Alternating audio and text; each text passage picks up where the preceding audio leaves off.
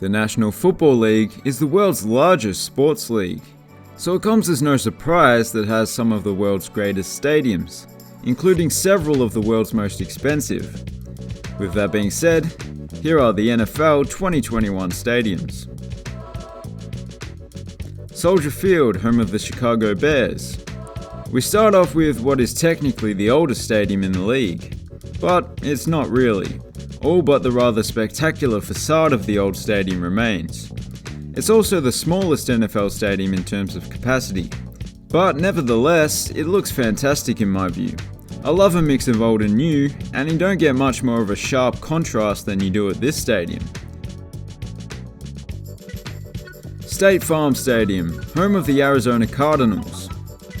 You wouldn't think a stadium that was designed to resemble a snake wrapped around a barrel cactus would be so sleek and stylish. Quite beautiful. It is one of the few stadiums in the world with a field that can roll in and out of the stadium. One drawback of the retractable field though is that the seating behind the southern end zone understandably looks a little strange. So that's another thing that's retractable, the seating. But the rest of the stadium looks quite normal. Well, really nice actually. Allegiant Stadium, home of the Las Vegas Raiders.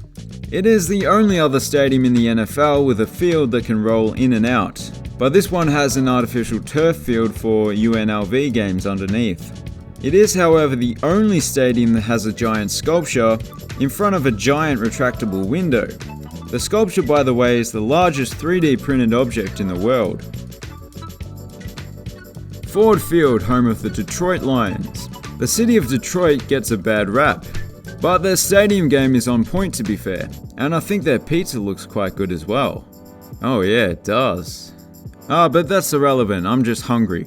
The reason I don't normally like stadiums with a fixed roof is because you often can't see the sky. But at least with this one there are plenty of windows that let in a decent amount of natural light. But a translucent roof would have been better. Hard Rock Stadium, home of the Miami Dolphins. It started out its life as a fairly nondescript multi-purpose stadium that was shared with the Marlins of Major League Baseball. It's now far from being nondescript, having been renovated in 2015 and turned into a stadium that is one of a kind, with those huge spikes in each corner that support the roof canopy that extends outside the stadium, which I love the look of. Between the old and the new versions of the stadium, both of the Dolphins' colours have been used for the seats. But why not a mix of both, like a mosaic style? That would look pretty cool. Paul Brown Stadium, home of the Cincinnati Bengals. A stadium that has won numerous awards for its design, but despite that, the fans don't really want to come and visit. But it is a beautiful stadium in my view, with its sleek exterior, as well as those roof canopies on either side, which look good as well as providing a little bit of shelter, and those partially open ends of the stadium that allow some spectators a decent view of the Cincinnati skyline on one side and the Ohio River on the other. And we're back in Florida at Raymond James Stadium, home of the Tampa Bay Buccaneers. On the surface, it just looks like a fairly straightforward, typical NFL stadium. Fairly symmetrical, no roof canopies or anything like that, and relatively few seats behind each end zone. Yeah, there are no frills or anything. Wait a minute. What's that? Is that a pirate ship? Well, if that's not a frill, I don't know what a frill is. I don't really. But any stadium that has its own pirate ship is pretty great in my book. US Bank Stadium, home of the Minnesota Vikings. Firstly, spoiler alert, there is no Viking longship behind one of the end zones unfortunately. Well... Nevertheless, it is one of my absolute favourite stadiums in the world, let alone in the NFL. It ticks pretty much all of the boxes for me. Yes, it's an indoor stadium, but it's covered with translucent panels that not only let in plenty of light, but on one side offer magnificent views of the Minneapolis skyline. Gillette Stadium, home of the New England Patriots. The design is fairly typical. In fact, it was based off of M&T Bank Stadium in Baltimore that you'll see later on. But it's by no means the same design. One thing that definitely sets it apart is the lighthouse behind the north end zone, which is a pretty cool touch. It's not quite on the level of a pirate ship in terms of nautical related novelty stadium features, but you know what they say, you can't have pirate ships without lighthouses. Lucas Oil Stadium, home of the Indianapolis Colts.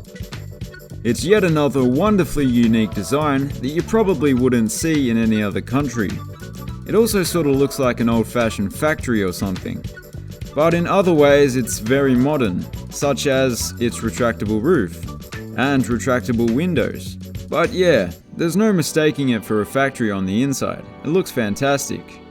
That's nothing against factories, but stadiums are just better, aren't they? First Energy Stadium, home of the Cleveland Browns. It's very strange that you'd name your team after a cartoon character.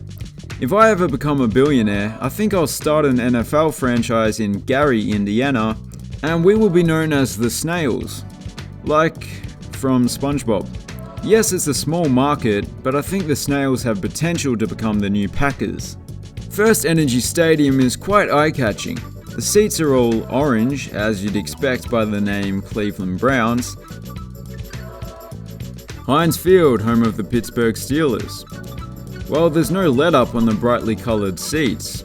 And from some of those seats is an even better view of not just the city of Pittsburgh, but a bridge that matches the colour of the seats. The stadium is located right where the Allegheny River meets the Ohio River, for brunch every Friday. It's one of the few stadiums that has hosted a pro team as well as a college team since its inception. Levi's Stadium, home of the San Francisco 49ers. Although it's a perfectly fine stadium with plenty of technology packed in, it's probably one of the least spectacular billion-dollar stadiums there is. But I'm mainly speaking of the exterior, which from a distance almost looks like scaffolding.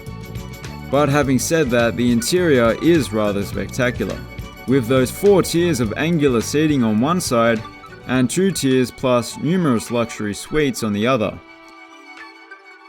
Lumen Field, home of the Seattle Seahawks. A stadium that's held in very high regard, and one of my favourite stadiums in the US.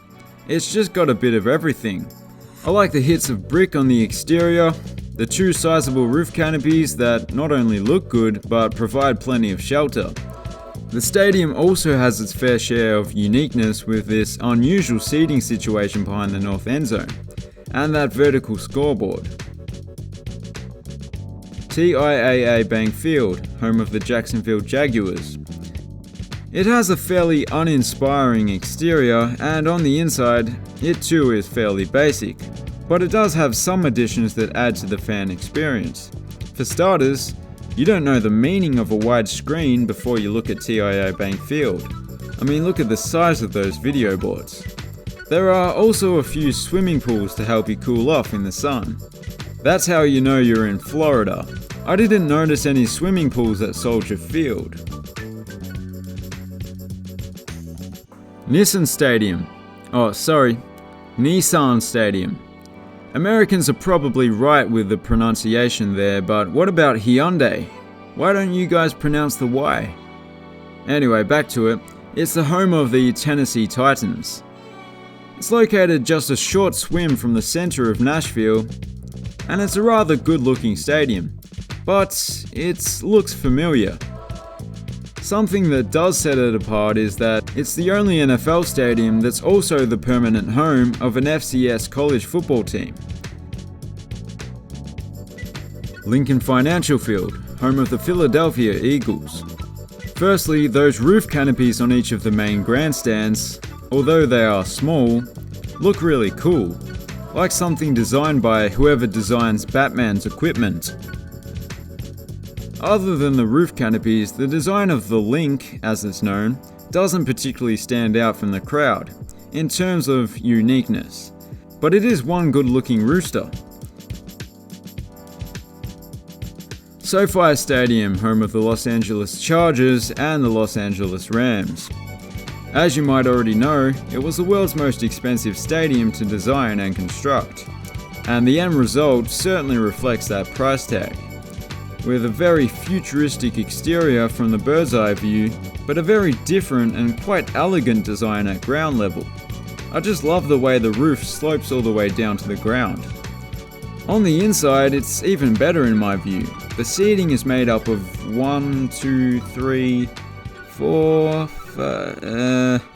several tiers of seating, which allows those in the nosebleeds to be fairly close to the field, just really high up.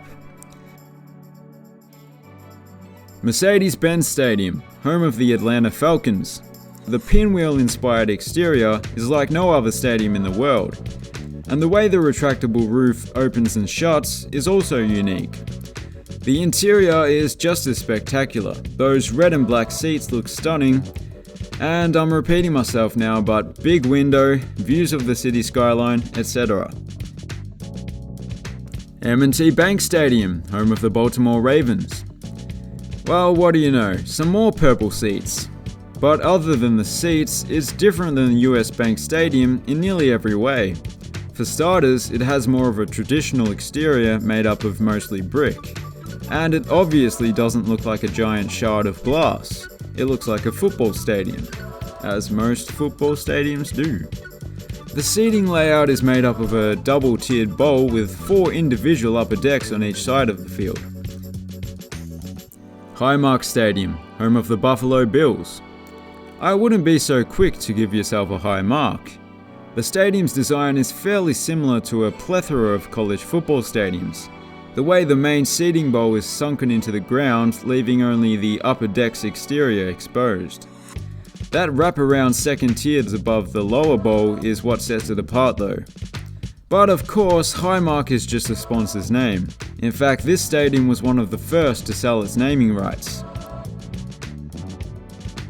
Energy Stadium, home of the Houston Texans. You can clearly tell that it was the early days of retractable roofs when this one was built. The roof doesn't seamlessly blend into the design like it does at some of the newer stadiums. But it looks alright. And you've got to cut it some slack, it was the first NFL stadium with a retractable roof. On the inside, it doesn't disappoint. The roof being somewhat translucent lets in plenty of light during the day. Another nice feature are the huge video boards that stretch the width of the stadium. Mercedes-Benz Superdome, home of the New Orleans Saints. Even in 2021, this stadium is still a fairly impressive structure. As for the interior, I'm not usually a big fan of when you can't see outside, and that's the case with the Superdome. There isn't any natural light let in, but that's understandable given how old it is. And to be fair, it does look pretty cool under lights anyway. Bank of America Stadium, home of the Carolina Panthers. From the bird's eye view, it just looks like another typical NFL stadium, with not that much that sets it apart. But then you take a look at the facade, which is quite impressive and fairly unique. It's largely black with a bit of blue and silver. Those are the Panthers' colours. And from some seats you do get quite a pretty view of Charlotte. That's not the name of one of the cheerleaders, but the city in which the stadium's located. Empower Field at Mile High, home of the Denver Broncos. It's the highest of all the NFL stadiums, but that's okay. Weed is legal in Colorado if I'm not mistaken. It's not my thing, but I won't judge. The high altitude, meaning thinner air, allows for a significant home field advantage for the Broncos. Some say it's unfair, but it does look fantastic, with its triple-decker wraparound bowl, as well as a slightly open section behind the south end zone. GEHA Field at Arrowhead Stadium, home of the Kansas City Chiefs. This one is quite interesting. For starters, the unique shape of the upper seating bowl. How the corners come to a point. Kinda like the pointy thing that's attached to the end of an arrow, whatever they're called. But also, the fact that the stadium is nearly 50 years old, yet the exterior, after renovations, looks very modern. AT&T Stadium, home of the Dallas Cowboys. As you can see, 7 years after Houston Stadium was built, the retractable roofs had become a little less conspicuous. But I think the interior is where this stadium really shines. 12 or so years on, and it still has an argument for being the world's flashiest stadium. Just like SoFi, I can't even count how many tiers of seating there is. It's a beauty. As is Lambeau Field, but in a completely different way. It's home of the Green Bay Packers. Out of all the NFL stadiums, this one definitely looks the most like a traditional college stadium. I mean, they still use bench seating and the exterior wouldn't look out of place in college football. The stadium's layout is rather simple, it's just one big bowl for the most part, as well as those additional sections behind the south end zone. FedEx Field, home of the football team that represents the city of Washington, D.C.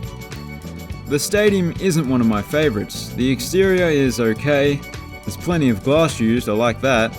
And the interior is, well, it's not monochromatic, at least it has that going for it. There is a chaotic assortment of colours. It's alright, but I can see why they are considering building a new stadium.